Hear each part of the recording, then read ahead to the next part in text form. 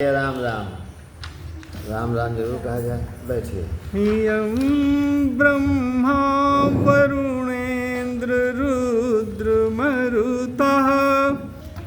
स्तुन्वन्ति दिव्यैः स्तवैः वेदैः साङ्गपदक्रमोपनिषदैः गायन्ति यं सामगा ध्यानावस्थित तद्गतेन मनसा पश्यन्ति यं योगिनो यस्यान्तं न विदुः सुरासुरगणा देवाय तस्मै नमः। वसुदेवसुतं देवं कंसचाणूरमर्दनं देवकी परमानन्दं कृष्णं वन्दे जगद्गुरुम्। आज गीता का अध्याय 16 और श्लोक नंबर 11 204 पर। जी जी इनमें 204 जी 204 पर। जी। 11 पहले इसका वाचन करते हैं, उसके बाद इसका विश्लेषण किया जाएगा। चिंतामो अपरिपेयमेयाम च चिन्तामपरिमेयां च प्रलयन्तामुपाश्रिता प्रलयन्ता कामोपभोग परमाहयेतावत् कामोपभोग परमायेतावत् इति निश्चिता। इति निश्चिता। जी, आप जानते हैं कि ये अध्याय 16 दैवासुर संपद विभाग योग है और इस समय वासुदेव श्री कृष्ण जो आसुरी संपत्तियां हैं उनको एक एक करके यहाँ आपको समझा रहे हैं कि इन दुर्गुणों से आपको बचना है क्योंकि ये आसुरी संपत्तियां हैं। अच्छा, तो अगर ये लक्षण स्पष्ट ना हो कि कौन देव गुण है और कौन आसुरी गुण हो तो मनुष्य के विकास का रास्ता ही नहीं बनता है। जब आपको ये विवेक ही ना हो कि क्या सद्गुण है, क्या दिव्य गुण है, क्या देव गुण है और क्या आसुरी गुण है, क्या दुर्गुण है, तो आप फिर फंस जाएंगे कहीं ना कहीं। तो गीता इस बिंदु को बहुत स्पष्ट कर रही है। देखिए, लगातार, क्योंकि मनुष्य की जो वर्तमान चेतना है या जो मनुष्य की चेतना रही है उसके अंदर दो प्रकार की प्रवृत्तियां हमेशा रही हैं, आसुरी और दैवी। तो मनुष्य को आसुरी प्रवृत्तियों का जो है त्याग करना चाहिए और दैवी प्रकृतियों का ग्रहण करना चाहिए। 11वें में आइए। तो ये जो आसुरी प्रवृत्ति के लोग होते हैं, आसुरी प्रकृति के लोग होते हैं, इनके लक्षण क्या हैं? उन्हीं लक्षणों का वर्णन गीता लगातार कर रही है। इसमें पहला पद आप देखिए तो है चिंताम अपरिमेयाम। ऐसे जो लोग होते हैं आसुरी प्रकृति के लोग, प्रायः तो नास्तिक होते हैं, भगवान को तो मानते नहीं। भगवान को न माने वो अपनी आत्मा को भी नहीं मानते हैं। वो कहते हैं बस ये शरीर है और शरीर से जितने भी सुख उठाए जा सकते हैं उठा लीजिए। सही कह रहे हैं। उसमें एक चार्वाक दर्शन है हमारे दर्शनों में, 6 दर्शनों में, जो कहता है यावत् जीवेत सुखम जीवेत ऋणम कृत्वा घृतम पीवेत भस्मीभूतस्य देहस्य कुतराग वो है कुतः आगमना है। तो वो ये कहता है कि जब तक जीवन है तब तक जितना भी आप सुख का भोग कर सकते हैं उतना करते रहिए। तो यहाँ इस 11वें में भी भगवान कहते हैं कि देखो, ऐसे जो लोग होते हैं आसुरी प्रकृति और आसुरी प्रवृत्ति के, ये इनकी चिंताएं अपरिमेयाम, ये हर चीज की चिंता, क्योंकि इनकी क्यों करते हैं हर चीज की चिंता? इसलिए करते हैं क्योंकि इनकी जो कामनाएं हैं सुख भोग की, वो बहुत फैली होती हैं।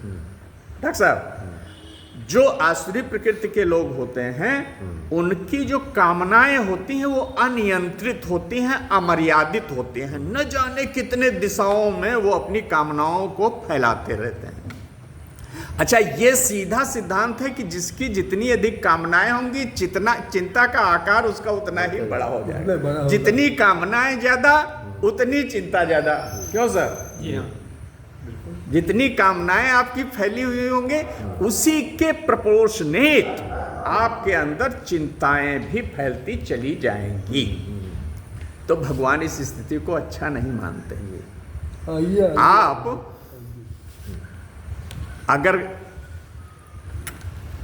आइए, इधर आइए, समझी थी, यहाँ आइए हमारे पास। आइए भगवान, आइए। आपका स्वागत है। तो बढ़ी हुई कामनाएं हमेशा चिंता लेके आती हैं, तनाव लेके आती हैं, दुख लेके आती हैं। क्योंकि ऐसा नहीं है कि जितनी कामनाएं आप करते चले जाओ, कोई कल्प वृक्ष उसको पूरा करता चला जाए। कामनाएं नहीं पूरी होंगी, ये स्वाभाविक सा है। तो ऐसी स्थिति में कामना भी पूरी नहीं हुई और आप अपने ऊपर चिंताओं के ढेर पर ढेर लगाते चले गए। वही कह रहा है ये पद, चिंताम अपरिमेयाम, चिंताम अपरिमेयाम।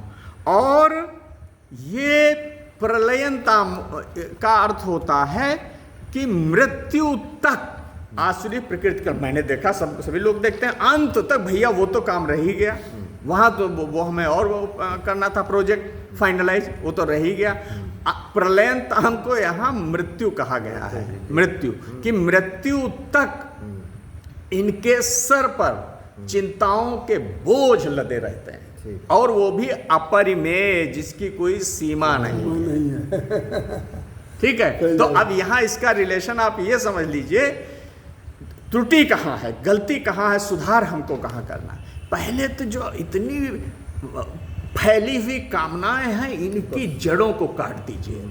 अगर कामनाओं की जड़ें कट जाती हैं तो चिंता स्वतः नष्ट हो जाती है। ठीक है, आगे कहते हैं, अच्छा कामनाएं क्या करते हैं? कामनाएं किस प्रकार की हैं? वो सारे सुख भोग की कामनाएं मनुष्य करता है। दुख तो उसका बाई प्रोडक्ट है, दुख तो इधर उधर से आ जाता है। लेकिन जो मनुष्य है इस मामले में बहुत चतुर है।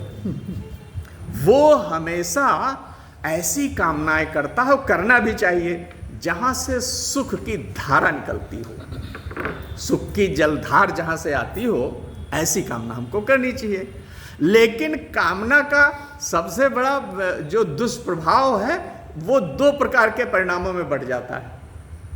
कामना से कर्म, कामना से संकल्प किया आपने और संकल्प से कर्म हो गए, और वो जो कर्म है वो हमेशा 2 प्रकार के परिणाम लेके आएंगे आपके लिए, या तो सुख लाएंगे या दुख लाएंगे। कोई ये कहे कि हम भैया सिर्फ सुख ले लेंगे और दुख नहीं लेंगे, तो ऐसा संभव नहीं है। क्योंकि कामनाएं हमेशा कर्म में जाती हैं और कर्म हमेशा परिणाम में आता है। और आपकी प्रेरणा भी शुरू से यही होती है कि हम कोई भी कर्म किस प्रेरणा से करते हैं। हम लोग जैसे यहाँ सत्संग में आए तो कोई न कोई प्रेरक तत्व पीछे खड़ा है ना, इसलिए हम यहाँ आए।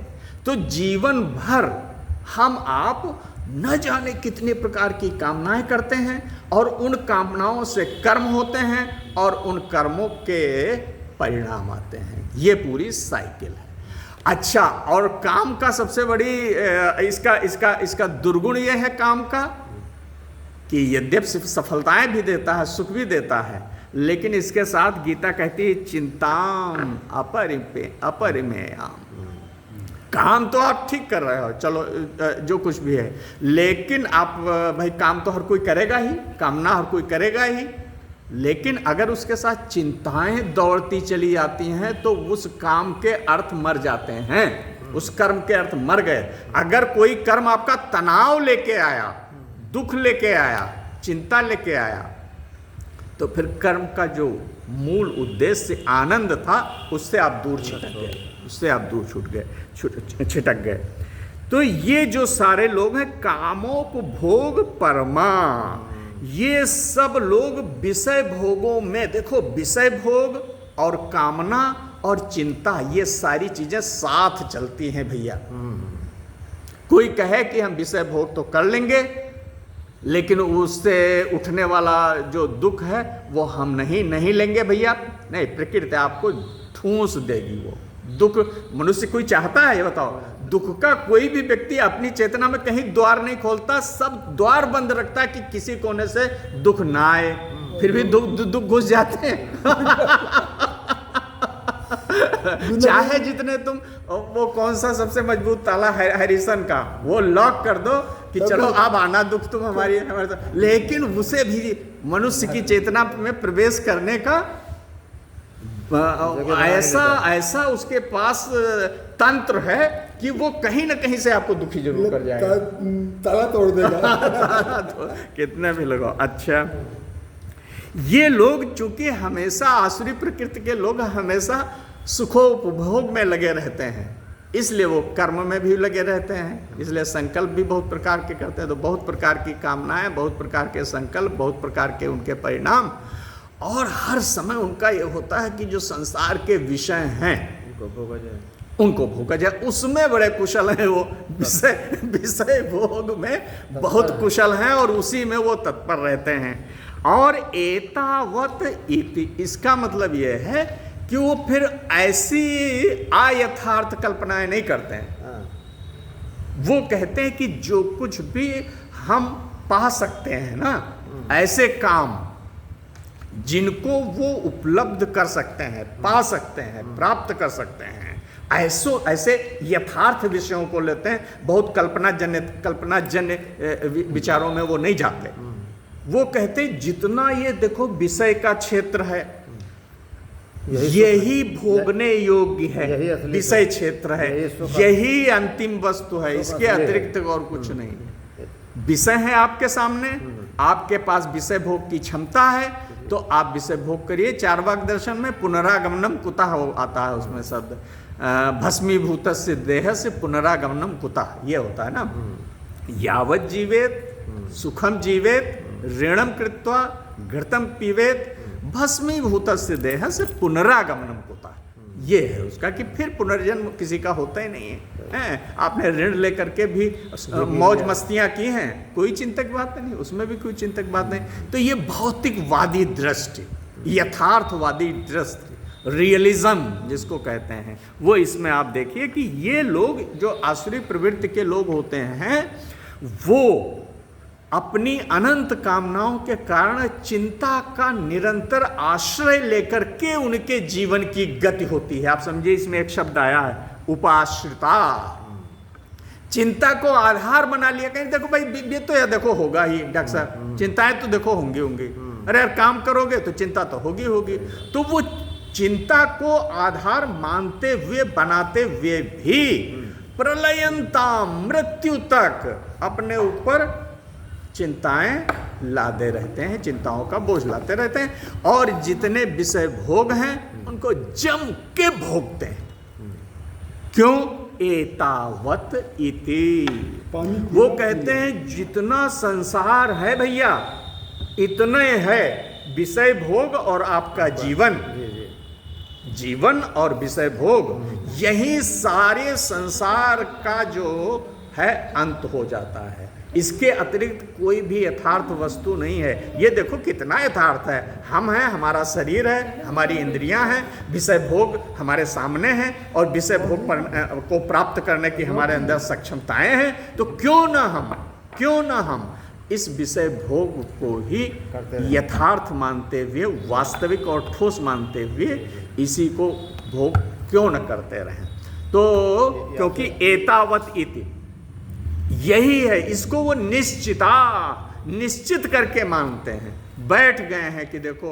अच्छा, ये जो यहाँ दर्शन है वो बिल्कुल हमको लगता है नास्तिकवाद का दर्शन इसमें आ रहा है, जो ये इस तरीके के हैं ना, जो संसार को विषय की दृष्टि से देखते हैं और उसी में अनंत कामना करते हैं। ये ज्यादातर, ये तो हम सबकी कथा है, ये सब खाली आसुरी प्रवृत्ति की बात नहीं है, ये तो हम सबकी कथा है कि हम लोग अपनी कामनाओं का जाल खूब फैलाते रहते हैं, खूब कर्म करते हैं, उनके फलों से चिपक जाते हैं, कभी सुख उठाते हैं, कभी दुख उठाते हैं, और चिंता तो हमारे सर पे हमेशा बैठी रहती है। तो ये 11वें का अर्थ और विश्लेषण हुआ। धन्यवाद।